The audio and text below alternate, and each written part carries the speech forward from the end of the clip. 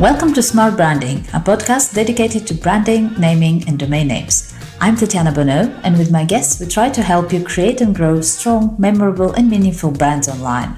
I believe time is one of our most precious assets, and so I want to thank you in advance if you decide to spend the next 30 minutes with us. I promise to do my best to make those worth it. Let's go. So, welcome to our guest today, Louise Heite, a global executive leadership coach. She has coached entrepreneurs across 27 countries in 5 languages and has worked with numerous companies where she helps leaders enhance performance and make meaningful differences in their companies' lives and the world, ultimately. Thank you for taking the time, Louise. Wonderful having you here. Yeah, thank you so much for having me. It's great to be here. Great to connect. Well, let's start with a bit of a background. And I mean, yours is especially impressive. So yeah, tell me all about those countries and languages. Yeah, well, I'm from Belgium originally. So, we have to speak languages. Otherwise, our worlds are pretty limited to, Belgium and the Netherlands. So languages is a big part of it. But yeah, it's from a young age I'm very interested in different cultures and meeting people from around the globe. So as soon as I had the okay from my father, I left and I went to England first. So I lived and worked in London for quite a while. And then we traveled with Cinto to New York. And very recently, we arrived here in Portugal for just another adventure. Wonderful. So, and how did that work out professionally? Professionally, well, very good. Because I speak so many languages, that's kind of what got me into my first role in London, which was a huge challenge because English was, of course, not my first language, and having to speak that all the time is a challenge in and of itself. But it was just an amazing experience working with people from across the globe. It was an international organization with 26 offices around the world. So I was constantly speaking with someone from Philadelphia or from Manila or wherever it might be. So it was just very aligned to what I wanted. Although I was living in London day in, day out, I was actually conversing or in conversation with people from all different backgrounds and all different nationalities. So yeah, and so there I was able to grow and get onto the leadership ladder pretty quickly. So I became the youngest operations manager within the company of all times. Big accomplishment, but also comes with a very big responsibility at a young age. So yeah, I think that's really been the foundation that was built there for what I'm doing today. And how did you lead? How did you get to what you're doing today? So you mentioned you had that role in London, and there's another question I want to ask there that I haven't thought about, but now that you mentioned it, going to a place where you don't, or you speak the language, but it's not your first language, climbing up that corporate ladder. Do you feel there's a lot to be said about women in the corporate world? Did you feel it was harder because you were a woman? What was the experience? My experience was I got very lucky. Let's put it that way. I got very lucky because my manager, I was still young, and it was actually my manager who approached me for the first promotion, and he said, I think you should apply. At a time where I was still like, really? But is it not too soon yet? Should I really do that? So if I would have not had my manager behind me and actually making that suggestion to me, it's very likely that I would have waited until I thought it was an appropriate time. And I think that's perhaps a little bit of the difference between the women being a little bit more cautious. But because I had that strong male force behind me, I was, I did just that. And although I didn't get the role at that time, I got the role 4 months later. And that's, that just took my career within that organization off. Of course, there's also a lot of hard work and a lot of learning involved, right? So, Yeah, just because, you got like you said, you got lucky or you got that opportunity, you still have to match that with your performance. Yeah. But I think that performance, it's something consistently, and I think that's very important that you're a consistent performer. It's definitely also something that I was looking for in my team, and a question that I was constantly asking myself, and like, how can I get the best out of the team on a daily basis, not like in highs and lows, but like consistently across the board. But yeah, having experienced myself the power of having this advocate or this manager that believes in you and stands behind you is another like reason why I do what I do right now, because sometimes it just takes one person to believe in you to really take up and reach new heights. Tell me what you do now. So right now I run a leadership consultancy. So I work with entrepreneurs. I also work with businesses where I coach their executive leadership team. And so for every individual, it's very bespoke, the program, because we all have different problems, different obstacles that we need to overcome, and also different goals. And my main aim really in working with them is helping leaders to achieve their goals and to become the best version of themselves. And that's professionally, but also personally. And I mean, you said that's individually and as a team. Does that, how does that work? How does the process work? It's a team, like as in, like, for example, the executive team, but I coach individually. I coach one-on-one. But when you have an executive team that's being coached, the ripple throughout the organization is just so much stronger. Absolutely. I can imagine. And I have another question there, but let's just touch on, since my focus is on naming and branding, and you decided to sort of brand yourself as yourself. It's your name, it's your domain name, is your name, you kind of, that's how you present yourself to the world. What's the reasoning there, and how is it working out for you? Yeah, that's a very good question. And I must say that was not my first choice. So I did go through a couple of iterations. Initially, I really wanted a brand's, the initial name that I had was Level Up Coaching. And the reason I changed is because I thought it gave me too many constraints. The Level Up Coaching. And as my own name, I think every individual, or that's the aim, of course, is that we continue to grow and develop. And so I finally chose on just my name so that brands could grow and develop alongside of me. And that's interesting that, I mean, I've had a few podcasts now, and it seems to be becoming a trend where people get their name as their domain name and set up their own brand in a way to exactly, I think the common thing there is that freedom that it gives you, that you can do many things and you're not limiting yourself to one thing. Because if you have to narrow yourself into whatever it is, the name, immediately you start thinking, okay, what's the audience? What does that name has to communicate? What would they want to hear? What do I need to communicate as a story and, about what I do? Whereas as you mentioned with your name, you can do anything, and it's you. Yeah. It's also from an impact perspective. I work with people one-on-one, and although my biggest mission is to be able to enhance the lives of as many people as possible, but we also have to stay reasonable. And like in my work, I like to do deep work. So to really focus and go deeper into an obstacle, for example, what comes across very often is, for example, procrastination, self-confidence. Those are the topics that we dive really deep into. I feel if you then have more of a brand name that's not necessarily my name, it becomes very hard to stay consistent in what it actually is that you do.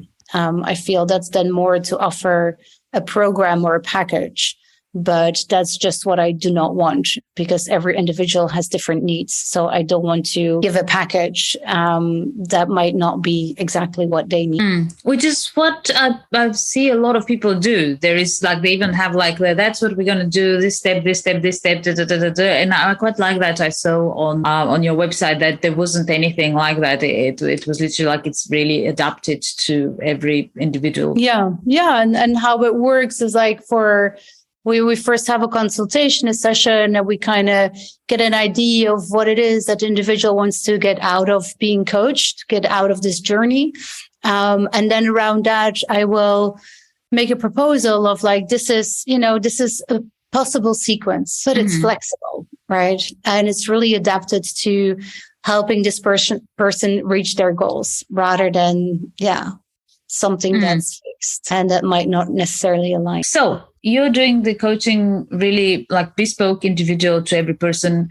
At the same time, you I would imagine you're meeting a lot of people, coaching a lot of people. Have you noticed anything that is very like common as a mistake executives make? Yeah, I think the most common mistakes is that we give everything to our work and we forget about ourselves in the process, and our own endeavors or our own little passions. And suddenly we arrive to a stage where we do none of that. And I think that's one of the first things that I will work on, because obviously there's a misalignment at that stage. I have people come to me and say, I'm really active, or I used to be. It's been like 10 years since I, last went for a run, but I really love running. And that's the first thing that we will focus on. And how can we look at the schedule, at the calendar, and create some time, even if it's just half an hour. Because I truly believe, and I've seen willed results as well, that if you focus on something that you personally are passionate about, it also gives back into your work. And so it might translate into a greater focus, for example, or higher productivity when you're actually at work, if you have that balance between also doing something that brings you personal joy or growing that personal passion. Definitely, I can, and I love that phrase you have on the website. Are you as happy as you're successful? It's really like very on point. Yeah, but it's true. I mean, I've been there too, right? Yeah, I had absolutely. all the titles that I needed, but was I really happy? The answer is no. So it's really taking a look at that. Also, a lot of the executives are obviously have been high performing for a very long time, and we build certain constructs, and they always say, what brought you here won't get you there. And so there's always a stage where we just get stuck. And that's often the stage where I have some people that I worked with that were on the brinks of quitting their job, because they're like, it's not working anymore for me. But doing the work and kind of rewiring some of the neural pathways, also looking at what happened in the past and kind of putting that in a new light, or looking at that from a different perspective, really just, helps them thrive and overcome whatever that obstacle was. So yeah, it's beautiful what can be done with like in a 6-month coaching journey. I was going to ask you, how long? I'm sure it's individual as well, but like on average, how long does a coaching program take?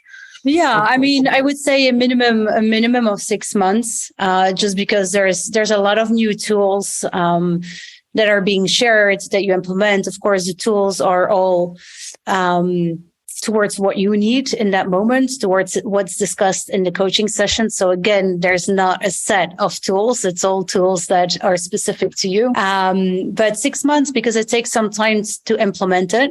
In the beginning, we're all very excited to start implementing. And then, we go through the little roller coaster. So I think 6 months is a solid start. I have entrepreneurs and executives that I keep on supporting, that I have been supporting for over a year.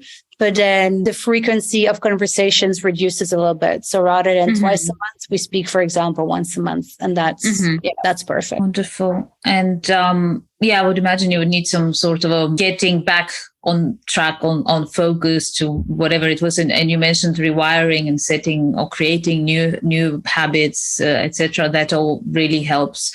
The example you gave with that coworker you had, or when you first started your career, that helped you out, and so that, I guess, having somebody that you can ping an email to or have a chat, or you're looking forward to that, even if it's like once in however long. It does give you that feeling of you're not alone in it, I guess, and also of accountability. I would imagine that, we're very easy to kind of give up on ourselves on our own. Yeah, I mean, having a stressful job like being an executive most of the time, or being an entrepreneur, most of the time, they're also parents. So there's also children. So there's a busy work life and there's also a busy personal life. It's also that 1 hour of coaching is a time to sort through all the thoughts that have been like going on in their minds. It also gives them a moment to reflect on like what's been happening in the past 2 weeks, like what's working, what's not working, and what do I want to focus on going forward. So it's really a sacred time just to take a deep breath and have new energy, renewed energy to move forward. We touched on the most common mistake you mentioned, but I kind of want to dig a little bit more there, because you're coaching men and women, and I'm really curious whether there is a difference. Like, I have a feeling there is, but I'm sure you're probably going to have more to say on that. Honestly, there's not, No? We're just all human. And what I've noticed across the board is that we all have very similar obstacles that we want to overcome, whether it's a man or whether it's a woman. I think at the start of a coaching journey, I believe the men just need a little bit more time sometimes to bring that level of vulnerability towards a conversation. Whereas women are a little bit more open from the get-go to bring that vulnerability once, the trust is established, and which is important for both men and women.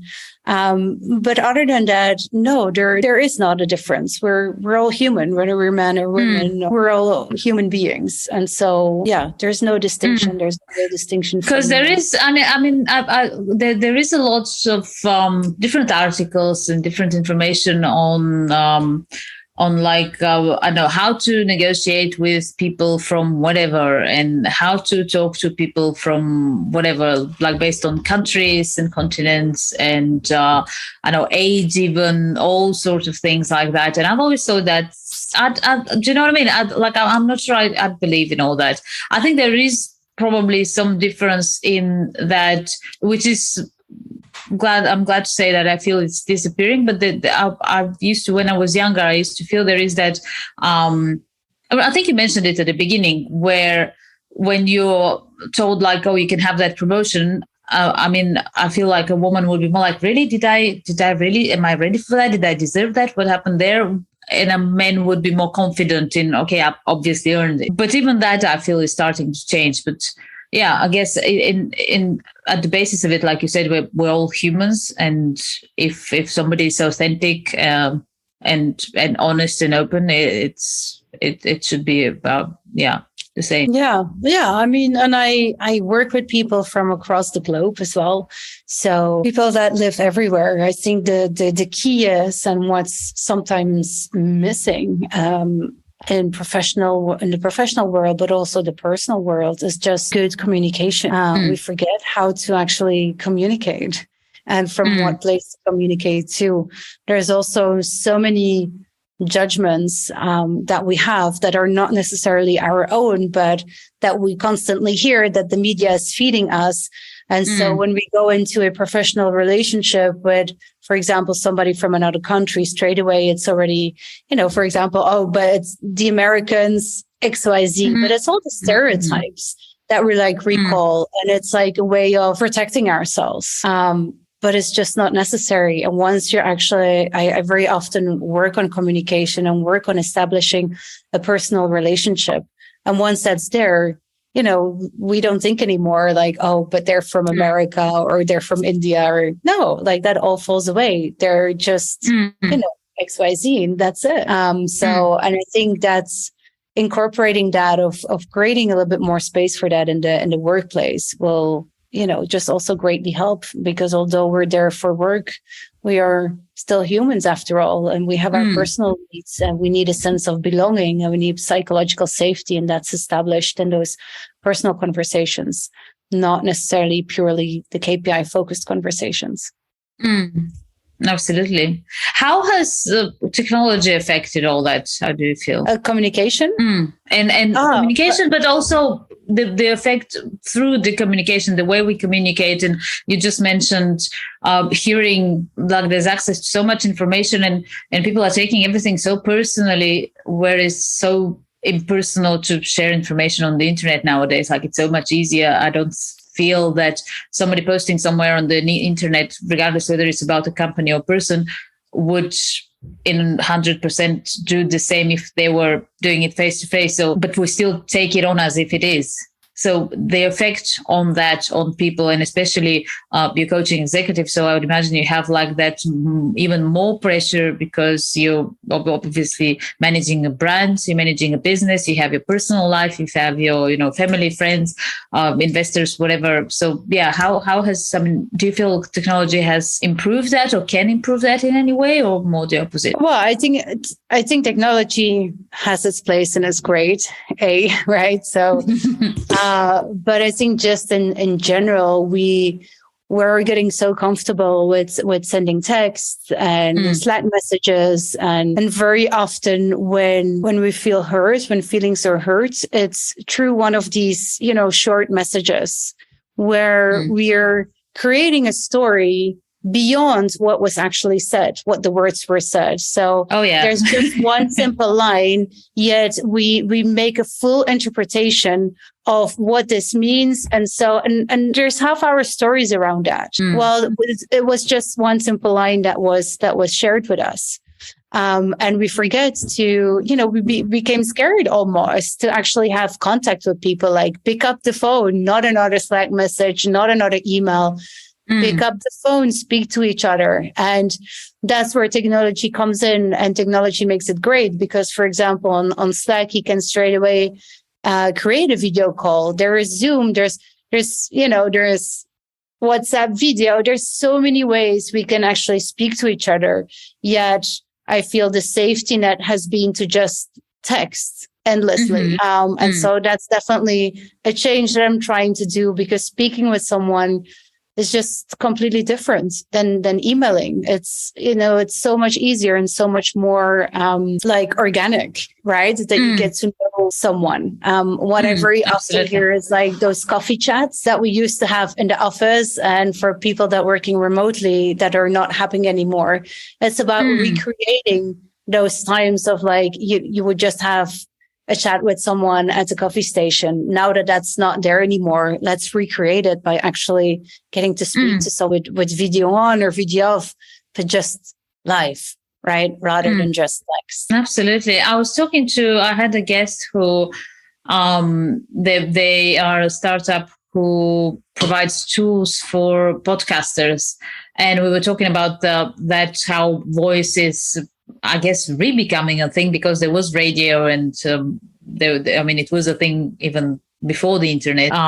But definitely, and I was telling you before we started the podcast, the difference that, because we did a lot of interviews just in writing, it's such a huge difference. You get such a feeling from the person by talking to them, even if you ask them the same questions, that never is the same as, writing is just a one side thing, whereas talking to somebody, it's a live communication, and it's so much more powerful, and you get to talk about so many things that you didn't even think you were going to get to talk to. Yeah.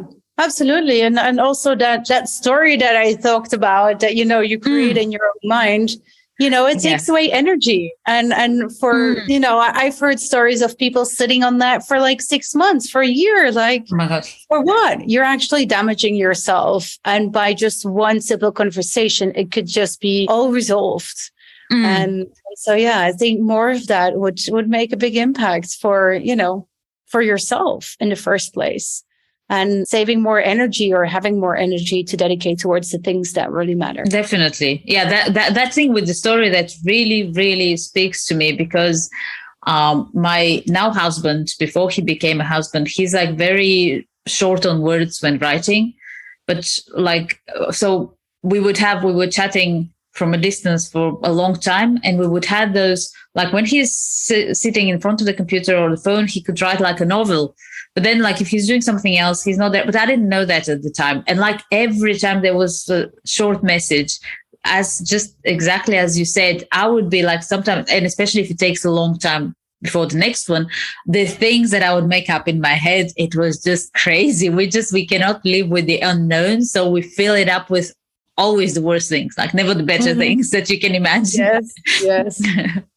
So yeah. Exactly. So it's like, in coaching, we help look at different perspectives. I also really help people look at the perspectives of the other person. For example, your now husband, it's like, oh, like what was he doing at the time that he was texting you think? And, thinking about this a little bit further and, oh, he was probably working, but he didn't want to leave me hanging. So, but we take a look at what other possibilities there are besides that one specific story that we keep on telling ourselves constantly.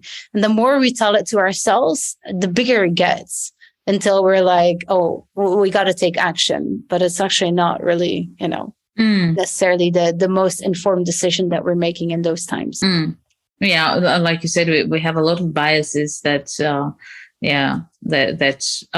funnily enough, I think I posted a thing about biases today on LinkedIn. So that's kind of, the universe is listening. We're talking about biases. Yeah. What was I going to say? So who can reach out to you? What type of, is there like a certain level of success you have to have, or position or organization, or who would be like a perfect fit for working with you? Yeah, I would say I work best with people that, that are high achievers, high performers, and have big goals. That's who I work best with. Wonderful. And how can they reach you? What's the best way to go about that? How they can email me, they can reach out through the website. In so many ways. There's LinkedIn, there's Twitter, there's Instagram. But I would say whatever mode they find most confident with. So yeah, if that's email, it's hello@louiseheite.com. They can shoot me an email. And as I said, like everyone that is interested, I always offer like a first deep coaching session of an hour. Sometimes it lasts an hour and a half, which is like free of charge, but really to help give people an insight on what coaching really is, what impact it could have on their life. Because I feel, and also, of course, if we're alignment and if we're a match, because that's really important to me. So you're never really going in blind, as we say, on your journey. You, get to experience it in the first session before deciding to continue. And something that I just thought of now, because obviously people who feel like they can benefit from coaching, from your services, they can reach out. But do you do that where somebody would hire you to coach their team? And how does that? So I do that. I work with companies, and it's the company that kind of picks a certain number of individuals. And so I will, as I said, I coach one-on-one. So I will be meeting in the same way as, with just an individual outside of the company. I will be meeting for that first conversation where we kind of have a goal setting session of like, the company is investing in you. Like, what do you want to get out of it? And it's just an exploratory conversation about what they could really get out of it. And then we kind of go on to the program. So it could be like, for example, there's been 8 people within one organization at one time that I was coaching. Every single individual had a different path, but they all achieved the goals that they set out to achieve. Brilliant. Yeah. So, I mean, for anybody listening, that's a great Christmas present for your team. Yes, honestly, absolutely. I think that's brilliant. It's the best one. For like a good wrap. A good wrap, like a powerful end of 2022, and to like, knowing that 2023 will be a powerful one. It's funny because I think like somewhere probably after 30, you start realizing that like the best investment is in yourself. But before that, I mean, think people would be lucky to have, somebody in their management who can do that for them, because it's really invaluable. I'm literally like, I'm ashamed to say that, but one of my sons who is 13 said something lately. There was something in the lines of, "Oh, my mom, I'm so sick of working without being paid." I'm like, "What do you mean?" It's like, going to school. Can you imagine? Like, I'm sick of working. I'm like, don't start me on that. What do you mean that you're doing work without being paid? I'm doing like coaching things and sessions and learning all the time, and I have to pay for it. So yeah, I mean, I guess young people don't appreciate that. Now I sound like an old person. No, not yet, but that's okay. I mean, it also has its phase and its charm, I would say. Yeah. But no, I have a couple of young leaders, like late 20s, that I coach, and I'm like, wow, this, exactly as you said, I'm like, this is the best time. If I know, if I would have known back then what I know now, there would have been not one doubt in my mind to get a coach. Yeah. Yeah. All right. Well, let's leave it at that. Get some coaching people. Yes, absolutely. Thank you so much. Wonderful. Yeah, thank you too. It's been a pleasure.